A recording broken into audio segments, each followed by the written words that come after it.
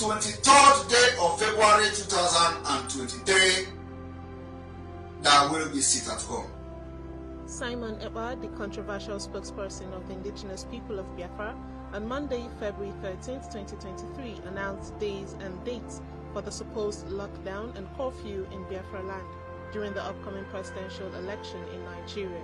In a memo signed by Ekpa and released via his Twitter handle, he declared a sit-at-home for Thursday, February 23, 2023, lockdown plus curfew on Friday, February 24, 2023, and Saturday, February 25, 2023, Sunday, February 26th to Tuesday, February 28, 2023, he declared as sealed.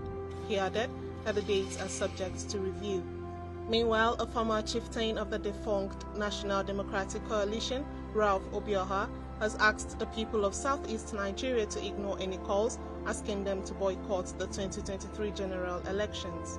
In a press statement released on Saturday by the elder statesman, he appealed to Ndigbo to ignore anybody calling for boycott of the 2023 election and come out to vote, as election boycott in the Southeast will likely dampen the maximum turnout of voters that is expected in the Southeast.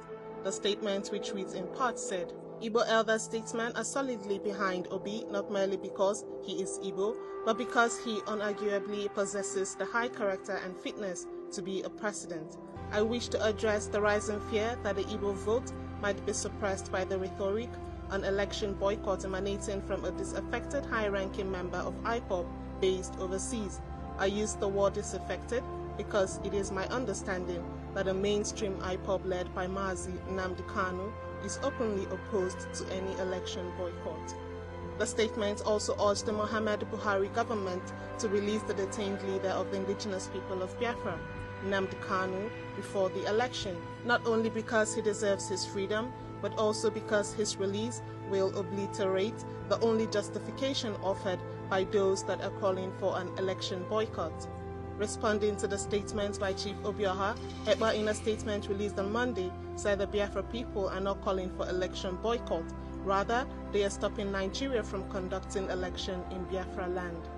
He said, Nigeria cannot be allowed to conduct election in Biafra, where an estimated 45,000 have been killed, 10,000 are missing, 7,000 are illegally held in custody, and over 3 million have been displaced from their homes since 2015.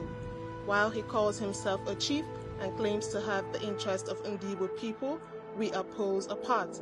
They are following the script of the Fulanese by not even mentioning Biafra, rather Ndigbo. He called on Biafrans to ignore the Igbo elders, calling them to come out during the elections.